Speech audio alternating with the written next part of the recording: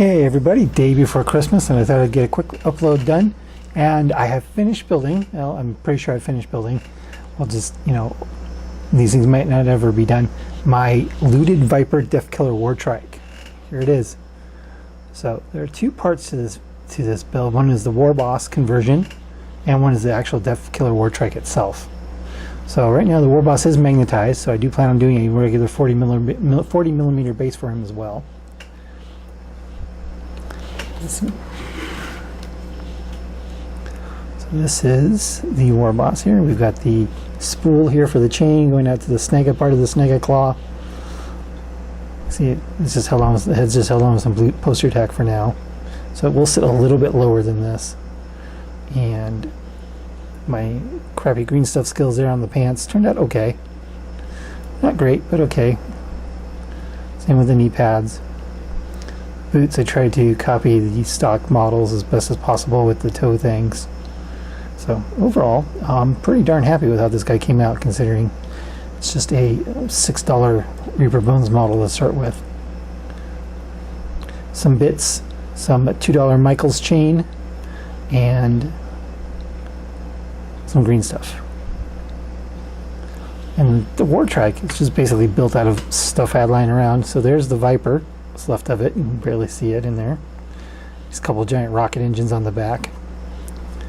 The Viper front has been scratched, broken, and riveted on with additional panels.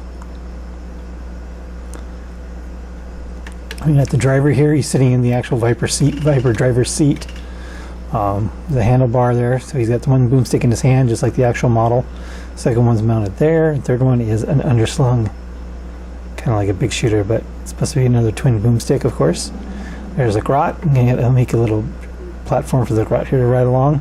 It's from the Battle Wagon kit, of course. Battle Wagon upgrade sprue, of course. Yeah. Had these leftover exhausts from the flyers. It turned out pretty well on there, leading into the front of the engines. So yeah.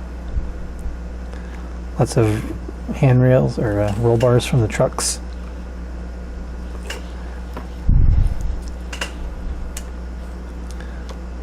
And it's sitting on a piece of paper here, which is the same size as the 150 millimeter base that comes with the Deffkilla Wartrike, but of course GW still does not sell the 150 millimeter base separately. So I'll probably end up buying either an MDF or an acrylic one off Etsy or eBay for about 12 bucks. I haven't quite decided yet, or if I'm just going to build my own. I'll probably just buy one, because for 12 bucks it's probably not worth all the effort it's going to take to make it look good. Yeah, so the driver's separate, the grot is separate, so for painting. And then once I get a base, I'll get it suspended on an acrylic rod, which I have plenty of acrylic rod here left over from my what did I use that for? Oh yeah, that's right, I was going to use it on my floating buildings. I used it on the Mustafar board, my Mustafar display board. The building that's floating is floating on acrylic rod, and it's stupid cheap up at Tap Plastics.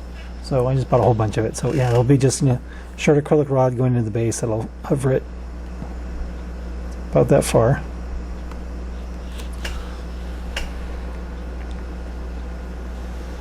Yeah, so it's on scale, it fits on the base perfectly.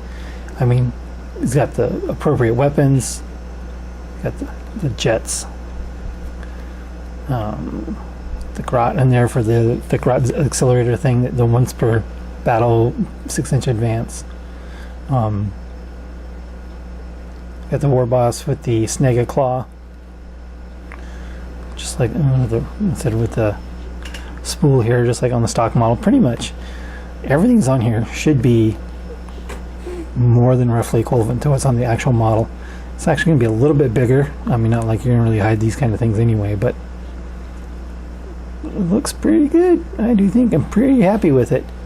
The only thing I might add is some stuff around the grot to make it look like he's not just standing out there in the open. Could fly off at any moment, but that's the only thing I might do to it, but probably not. Yeah, so this is the, again, looted Viper Deffkilla Wartrike, using a Reaper Bones Mountain Troll model as the basis for the War Boss. And I'll put up some pictures of what he looked like originally on the screen here. And yeah, really happy with the war boss conversion too. I mean, this thing makes a great war boss model. You just trim down the neck a little bit, give it that little groove that all the orc models have there in the shoulder pads, in the shoulder blades. And yeah, it's a great little model for a conversion. For $6, I would highly recommend picking up one of those if you want to do a war boss conversion. I'll have to see, I can't wait to see him paint it up, see what it comes out like. So yeah, that's what we're doing. So I'm going to get started on painting this guy up while I'm waiting for the base to come in. At least get it primed. I'm very happy with it. Very happy. So that's it for this. Have a happy holiday, whatever you choose to celebrate tomorrow. And I'll talk to you later.